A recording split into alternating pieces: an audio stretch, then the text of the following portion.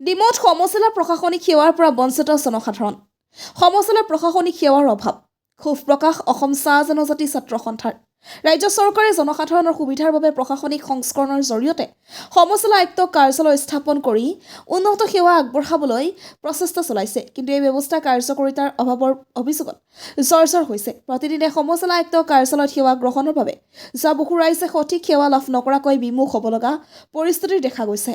অসম চাহ জনজাতি ছাত্ৰ সন্থা উপসভাপতি দিগন্ত চাহুৱে অভিযোগ তুলিছে যে এই প্ৰশাসনিক ব্যৱস্থাই প্ৰত্যাশিত ফল প্ৰদান কৰাত ব্যৰ্থ। তেওঁৰ মতে ৰাইজে নিজৰ প্ৰয়োজনীয় কাম কাজ সম্পন্ন কৰিবলৈ এই কাৰ্যালয়সমূহত বহু সময় আৰু ধৈৰ্য বিনিয়োগ কৰিবলগীয়া হয়, কিন্তু ফলত হাতত পাই বিমুখতা আৰু হতাশা। দিগন্ত চাহুৱে লগতে কয় যে কাৰ্যালয়ত কৰ্মচাৰীৰ অভাৱ, অদক্ষ ব্যৱস্থাপনা আৰু সঠিক নিৰ্দেশনাৰ অভাৱত জনসাধাৰণৰ কাম সঠিক সময়ত পূৰণ হোৱা নাই। এই সমস্যাই ৰাইজৰ মাজত প্ৰশাসনৰ ওপৰত আস্থাৰ অভাৱ জন্মাইছে। এই বিষয়ত সংশ্লিষ্ট কৰ্তৃপক্ষই দৃষ্টি আকৰ্ষণ কৰি চাহুৱে দাবী কৰে যে চৰকাৰে এই সমস্যাৰ দ্ৰুত সমাধানৰ বাবে কাৰ্যকৰী পদক্ষেপ গ্ৰহণ কৰিব লাগে। জনসাধাৰণৰ স্বাভাৱিক কামৰ বাবে সঠিক ব্যৱস্থা আৰু সময়মতে সেৱা নিশ্চিত লাভ কৰাৰ বাবে চৰকাৰে ব্যৱস্থাপনা আৰু কৰ্মচাৰীৰ দায়িত্ববোধ প্ৰতিৰোধ কৰিব লাগে, চাহুৱে প্ৰকাশ কৰে। ডিমৌৰ পৰা শিৱ কুমাৰ চৌহানৰ report, north east frontier news.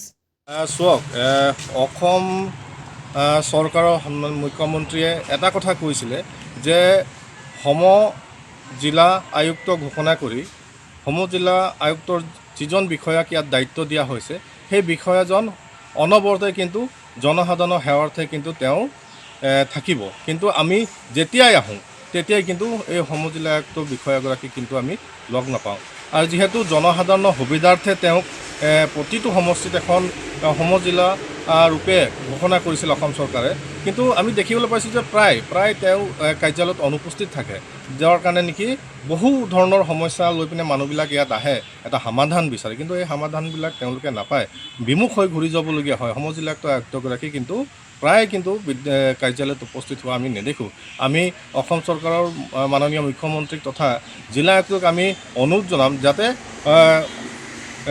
প্ৰতিটো সময়তে যাতে মানুহে লগ পাব পৰাকৈ, জনসাধাৰণে লগ পৰাকৈ তেওঁ যাতে সময়মতে যাতে আয়ুক্ত কাৰ্যালয়ত যদি তেওঁ উপস্থিত থাকে, তাৰ বাবে আমি অসম জাতীয় ছাত্ৰ সন্থাৰ পৰা আমি দাবী জনাইছোঁ।